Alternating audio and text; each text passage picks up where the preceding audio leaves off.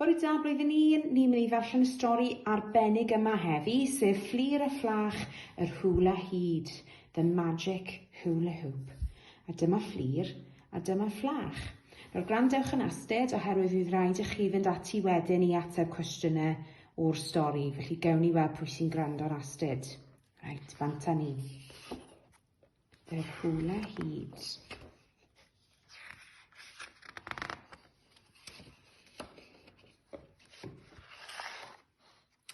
Roedd Fflur wedi dod o hyd i gylch.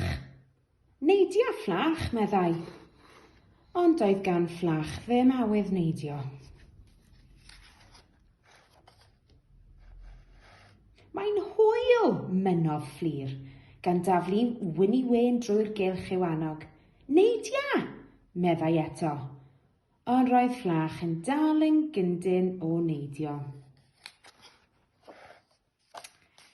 Diflannodd Fflur i'r tŷ a daeth yn ôl gyda llon llaw o eirth siocled.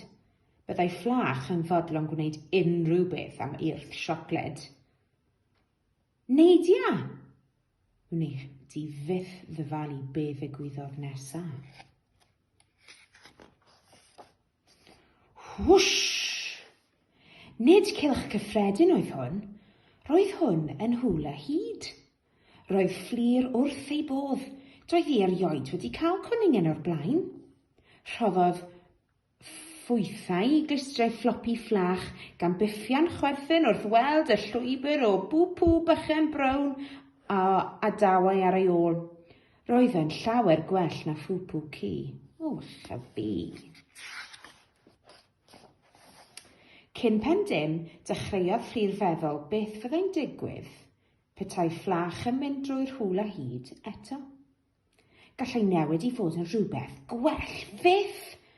Felly taflo ddwy arth siocled arall drwy'r Hwla Hud. Neidio Fflach! Diflannodd Fflach. Sbeciodd Fflur yn bryderus trwy'r cylch. Doedd hi ddim yn gallu ei weld yn unman. Wych, wych, wych. Llygoden. Dim ond llygoden? O, diflas, meddai Fflur, gan wthio'r llygoden fach yn ôl drwy'r cylch. Nesaf! Snap!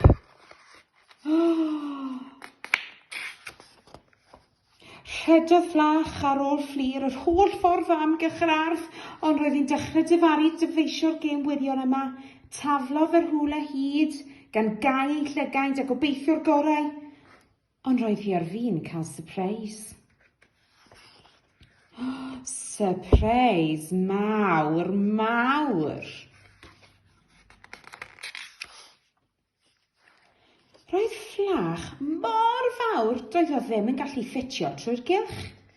Anadlau mewn, meddai Fflur. Gwthiodd a thynnodd gan wiglo a siglo, ond doedd dim yn tycio. Roedd Fflach yn hollol wirioneddol sownd.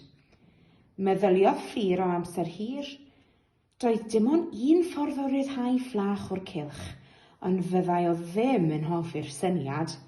Fyddai o ddim yn hoffi'r syniad o gwbl. Cynllun diet arbennig Fflach. Ni chyniatai'r eirth siocled, botymau siocled, bisgedi siocled, cacen siocled, siocled, burgers, selsig, sglodion, hufen iâ na lollipops. Ond caniatai'r dŵr. Doedd Fflach ddim yn hapus, a dweud y gwir, roedd o'n gwbl anhapus. Dyma'r peth gweithaf erioed. Erbyn amser swper, roedd Fflach yn llwgu. Pan drodd Fflur ei chefn, gwthiodd ei drwnc trwy ffenest y gegin a bwyta nid un, nid dau, nid tri, nid pedwar, ond 5 bag cyfan o eirth siocled. Dechreuodd ei fol wneud synnau rhyfedd. Rhio a chwyno a grwnian a griffan. Wrth i Fflach dyfu'n dewach, aeth y cylch yn dynach. Tewach a thynach a thewach a ffynach a thewach a thewach a thewach. Crac! gweithiodd yr Hwla Hud, ac roedd Fflach yn Fflach unwaith eto.